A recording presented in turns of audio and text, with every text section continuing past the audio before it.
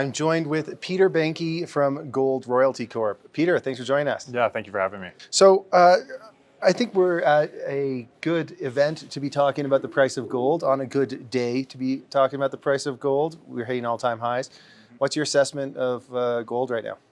Yeah, I mean, it's obviously constructive to see the gold price at all-time highs, despite that a challenging equity market still for many of us here at the Beaver Creek Precious Metals Summit.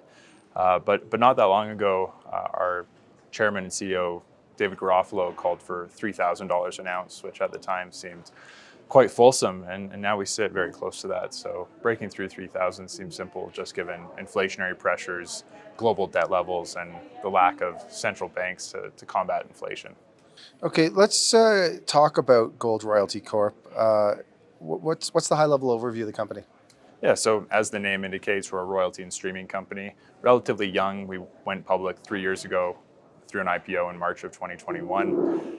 We had 18 royalties at the time, all in development stage assets, and since then have grown through multiple means: corporate M&A, third-party acquisitions, royalty financings, and now sit today with 242 royalties and streams, 7 of which are cash flowing, and one of the strongest high-quality profiles in the small cap end of the sector. So earlier this year, you guys acquired the Varus project from Adriatic Metals. What can you tell us? Yeah, so the Varus copper stream really supplemented our near-term cash flow.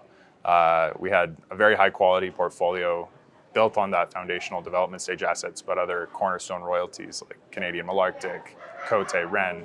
And the Varus stream really bridged the gap to when those assets are really ramping up towards 2028. The Varus copper stream is a high-grade silver zinc mine in Bosnia, being brought into full nameplate capacity by Adriatic Metals.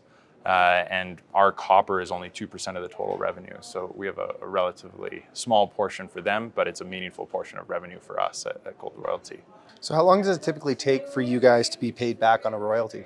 It really depends on what the asset stage is and what kind of IRRs we're looking to invest in.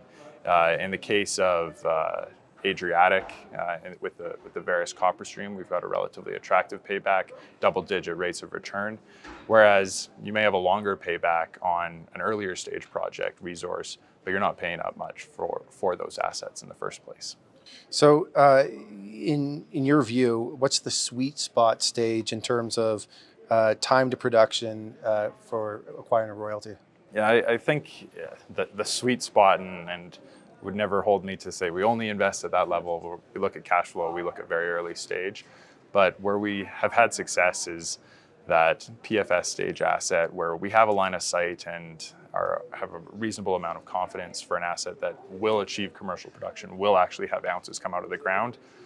But there's some market inefficiency that doesn't allow that company to access traditional equity markets. It's that inefficiency that's our opportunity as a royalty and streaming company. Last question for you. If I am an investor watching, what should I be watching out for over the remainder of the year?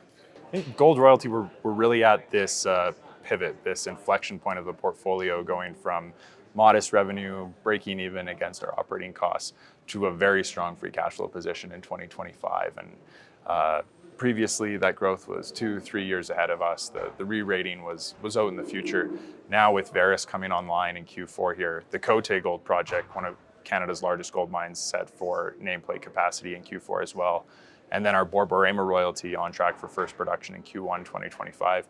We're really at this inflection point of the portfolio coming into its maturity state. And I think that's going to be the catalyst for a re-rating in the stock.